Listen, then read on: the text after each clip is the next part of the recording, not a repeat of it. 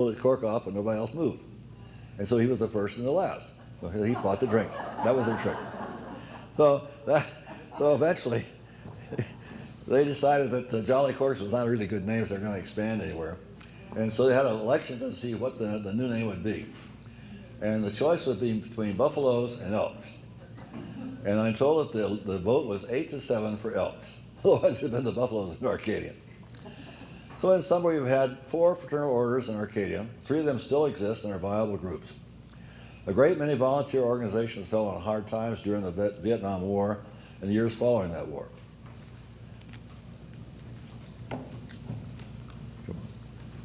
Come on. I have no fingerprints, so when I retire, I'm going to go into second story work. The 3 who survived are healthy and in ongoing lodges. They each benefit our community, but each in a different way, and we're fortunate to have them in Arcadia. Now, just as a template, I have another 5 minutes? 3 minutes? The Knights Templar. Have you ever heard of the Knights Templar? You see a lot of them on the History Channel. As a footnote to history, the Freemasons are, to some historians anyway, a link between the Knights Templar and the Masons. And the reason for that is that the Knights Templar were a military order of monks who fought in the Crusades and later escorted pilgrims from Europe to Jerusalem. They're credited with forming the first debit card. Those of you who knew debit cards. Because a pilgrim would deposit his money with the Knights Templar office in Paris and get in return a coded piece of paper that showed how much money he deposited. Each city he stopped in, he'd go to the Knights Templar office and they would deduct the amount of his charges in that city. So he didn't have to carry any money with him at all. It was a neat way. Now the Knights Templar is aside. There was a very strict rule in the world in those days that the Pope promulgated. Interest could not be more than 10%. If it was over 10%, it was usury, and that was a crime. It was a crime against the church.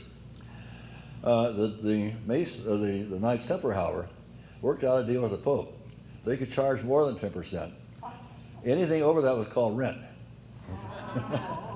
So that's how they got around that. They became one of the wealthiest groups in all of Europe. And in 1307, there was a king of France, King Philip, who was in dire financial straits, and he wanted the money that the Knights Templar had. So he hatched up a big trick to get the Knights Templar to come to a funeral and then later to a meeting. They had them all arrested and tortured them to make confessions that they had done terrible things for the church. The Grand Master was Jacques de Molay, and you've heard of maybe the de Molay chapters of young men around town, around the state. But only about a third of the men were captured. The other 2/3 are said to have gone underground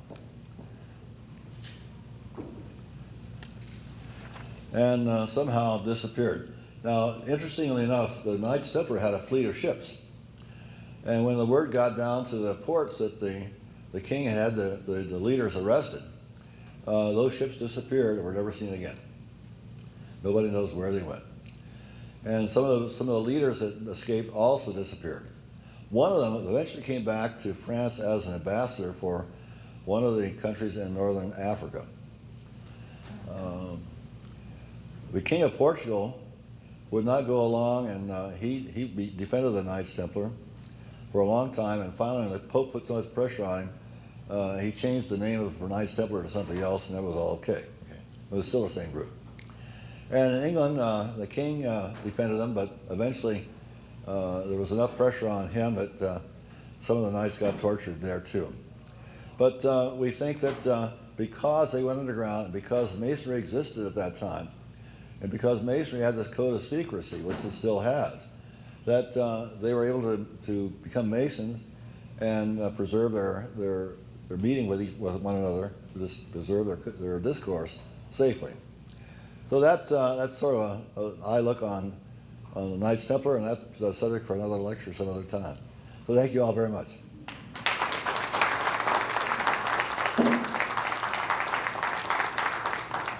We want to thank Jim very much for coming and doing this for us today, and we want to present him with a certificate of appreciation. Thank you very much. Thank you, Jim. Bye-bye.